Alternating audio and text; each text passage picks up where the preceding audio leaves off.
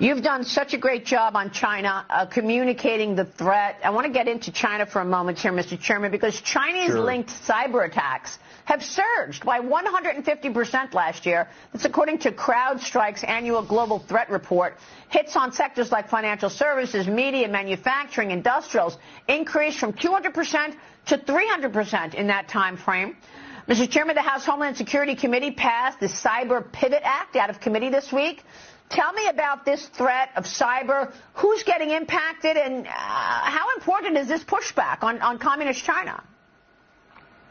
Well, it's absolutely critical, and again, it comes back to willpower. We have the capability, to stand up and go on the offensive in cyber, and we need to do it. It's time that we act and show the Chinese that we're not going to tolerate the fact that they're in our infrastructure, they're in our water systems, our power systems.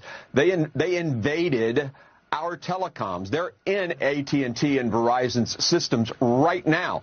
I mean, and they could turn them off if they wanted to, we believe. So imagine if Russia or China put a satchel charge against a cell tower. Americans would be livid, blew up a cell tower. But China basically has the ability right now to do those kinds of acts of espionage and acts of war by invading our telecoms and our infrastructure. It's unacceptable, and it's time we push back. And I agree with my former colleague, Mike Walls, who's now in the administration. It's time to go on the offensive.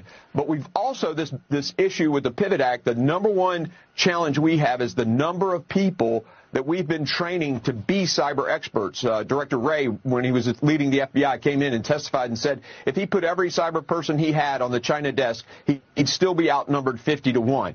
We have 500,000 empty jobs in this country, and so we created a scholarship program that will put kids into cyber fields, pay their way. They pay the government. They pay the taxpayer back by serving the government at all levels of government, and this is how we start the step. I mean, readiness is about right people in the right jobs. That's the number one thing, of the 5 things that are critical with readiness.